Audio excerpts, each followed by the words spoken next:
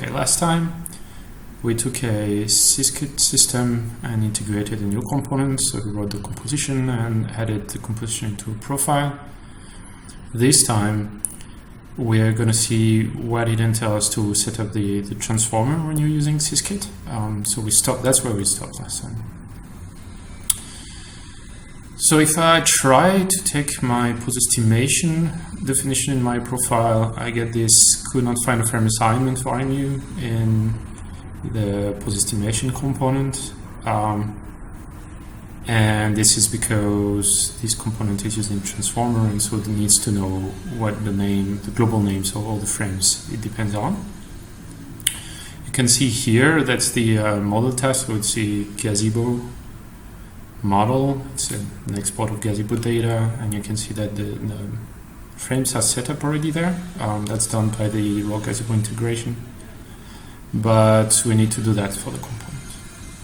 So one brute force way would be for every component you have, for every definition you have, to specify them manually. So like typically here I could say body is a flatfish frame, DVL is a flatfish DVL frame, and so on and so forth.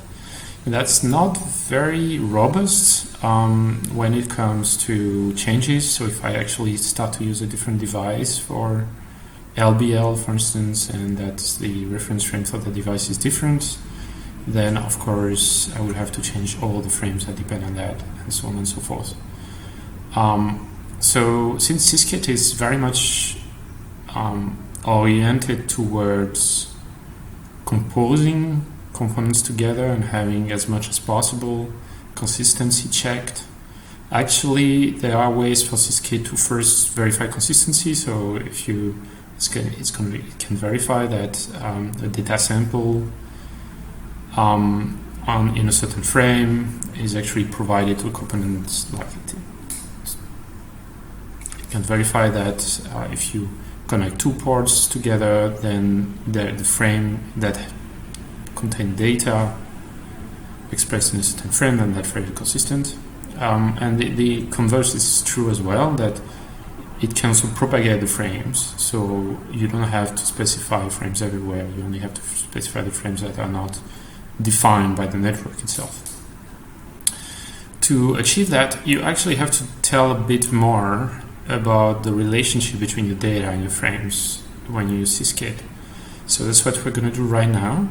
We're going to go in the definition of this underwater pose estimation component, and we're going to link the frames to the ports. Okay, let's do this now.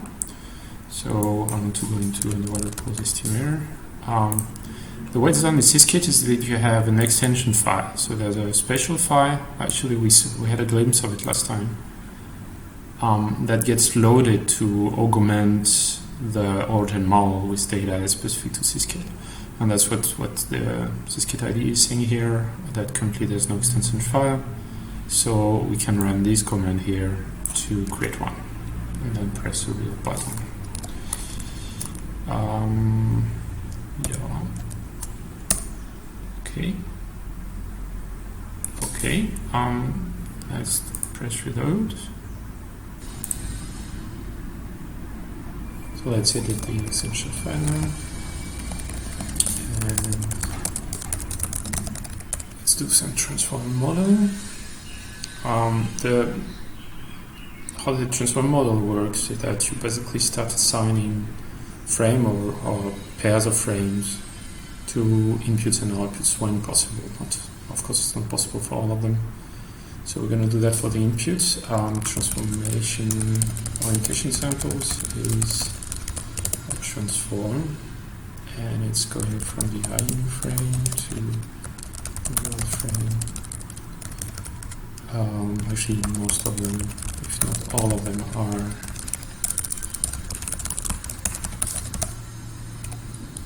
transform inputs. Velocity samples.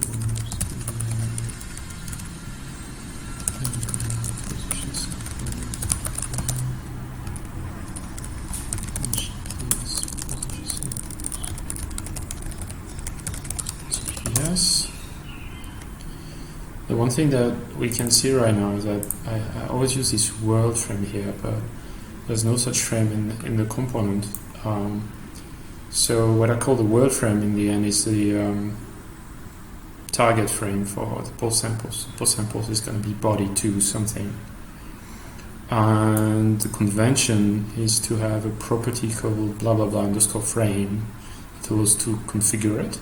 And you can see that's actually the case here. There's target frame, which is a property that says the target frame of the generated poses. And the source frame is a body frame. So it's not world, it's target. And now let's have a look at, and now let's specify the outputs. Transform outputs, pose samples, which is body to targets.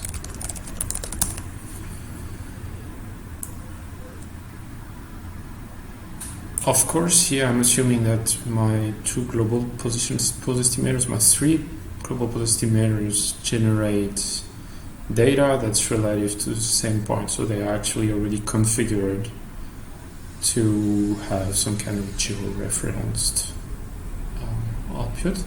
That wouldn't be the case, and that's a typical case where the transformer would help, so I would have to specify a reference frame for each of them, and then specify the static transformations between all of these and my reference frame. So, but for simplicity reason here, I'm just going to stick to that. So let's reload that stuff. Okay.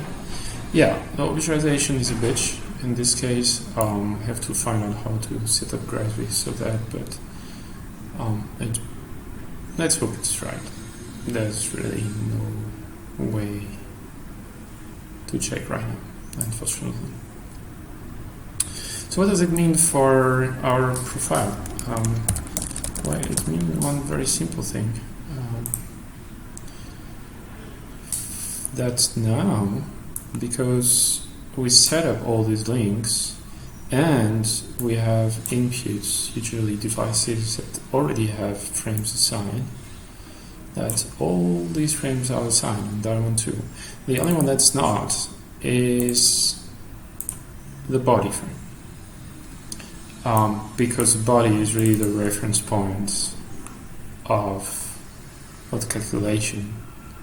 So either you would actually set it to one of these guys here, and just, or you place it typically at your center of gravity or something. That's actually a pretty good reference point usually.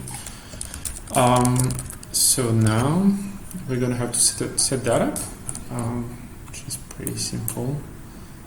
Let's go here and just say use frames body flatfish, which is the name of the center frame in the DSD file.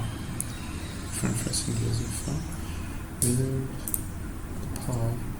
Yeah, we're done with the transformer array.